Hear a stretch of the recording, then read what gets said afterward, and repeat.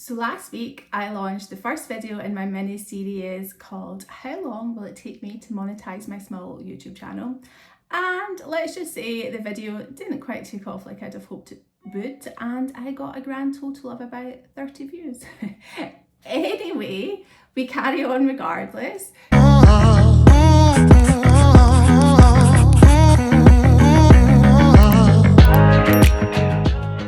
So hi, I'm Jen and welcome to my second video in the mini series. I started this YouTube series because I am just a small channel and I wanted to chart my progress until monetization. For other people who are maybe interested to see how long it takes the average person to get monetized and are considering starting a channel as well, it's always quite fun to watch how other people get on. And I also want to become monetized myself because I recently left my corporate career after 20 odd years and also looking to create income streams, and this is one way I'm hoping to do so. So decided to start a YouTube channel to document my journey with how I get on in this self-employed world and start to create income streams so that other people can follow along and see what it's like working for yourself and becoming self-employed after leaving the corporate world. So within the series, as well as showing behind the scenes insight into my statistics, I'll also share what I've learned in YouTube life this week, what I've been focusing on and what I think might be helpful for others, as well as looking forward to the next week and what I think I might need to do a lot more of as well. So here are the stats from the past 7 days. Thankfully, we have green arrows across the board. Slow but steady progress is what I would summarise this one being. As you can see, I increased my subscribers by 3. The watch time hours increased by 4.2 and I had 655 video views across the board, views which were mainly from 2 YouTube shorts that I put out. So yeah, I think a good, steady, slow but steady increase. So where does that take me to now? If we just do to 365 days, you'll see that I now have 36 subscribers. So still a long way to go until I reach my 1,000, as well as a long way to go until I get 4,000 watch hours. So one small change that I made, and it's very, very minor, is my profile picture. I was looking at it thinking, it's just not cutting it anymore. I'm sitting there with huge big black sunglasses, you can hardly see me, and I decided to put a picture in there which is a lot clearer, a lot fresher, and maybe just gives you more of an idea of who I am as well. So yeah, small minor change, but hopefully something that will maybe make a difference, because it's obviously the first impression somebody gets whenever they come across your page. Another small thing that I did as well is actually starting to use the community post section.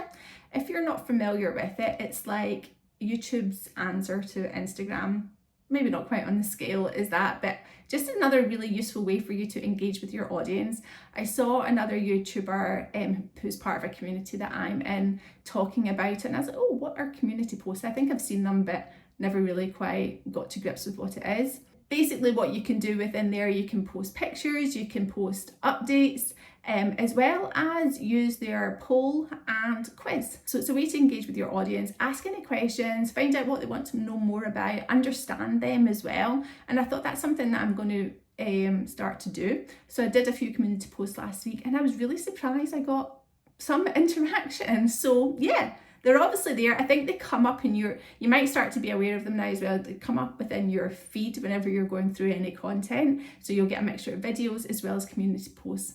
I've got a small channel, so the reach is probably not very far, but it's a great way to learn more about your audience, connect with them, and yeah, increase your engagement as well. So I would definitely recommend having them as part of your content strategy.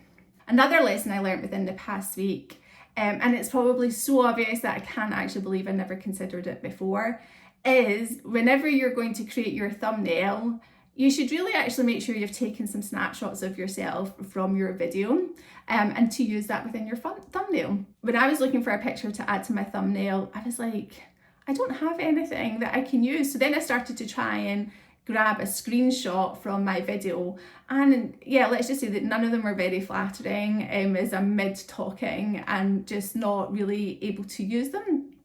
in order to avoid that last minute struggle when you're trying to find a suitable picture for your thumbnail, take some time at the beginning of your video or maybe at the end of your video just to actually just grab a picture of yourself in action that you could actually use. This week I also encountered more tech problems, which I'm sure is not surprising for anybody. I wanted to throw my laptop out of the window because it basically ran out of space whenever I was trying to edit my video. It was the most frustrating thing ever. I kept coming up with messages when I was on iMovie saying not enough space for your video, and it would stop editing it, and I would have to try and delete some videos, I would have to try and delete pictures and then files and everything from my laptop, and it was just so frustrating. So I went and I bought myself a hard drive because I really didn't want to buy myself a new computer or a laptop. So yeah, hard drives are actually hard drives are like complete saviors in instances like that. Lastly, what I also realized is if I want to be successful on YouTube, I need to think like a YouTuber, and that means upping my game, putting more time and effort into it, and embodying that kind of energy, mindset, work ethic, as well as output anybody that's been successful on YouTube would have. So not let myself be phased by only getting 30 views in one video. It's like, okay, just get on to the next one, start thinking about it, planning for it, and taking the time to make it and getting it out there as quick as you can. There's no point just sitting in things. I need to be making sure that I am doing at least 2 videos a week, adding shorts into the mix and my community posts as well, and having a full content strategy created. And that's something I'm really going to be working on as well and taking into next week. So embodying that YouTube energy. I think it's also really important as well to make decisions about where you're going to be investing as well for your YouTube channel. So this week I'm going to be looking into vidIQ and YouTube Buddy, because I've heard quite a lot of people speaking about how they have really been a bit of a game changer from their content planning, SEO, keywords and everything as well. So these are 2 websites I'm going to be looking at potentially getting subscriptions for, because I think they're really meant to help you up your game when it comes to your content planning strategy. So yeah, that's a bit of a roundup in my week of YouTube life. I would love to hear more about yours. Please share any feedback, comments. If you're in the same journey, tell me how you're getting on. I would love to hear more about it. If you tried vidIQ or YouTube Buddy, I would love to hear which one works best for you and why. Please share them in the comments below.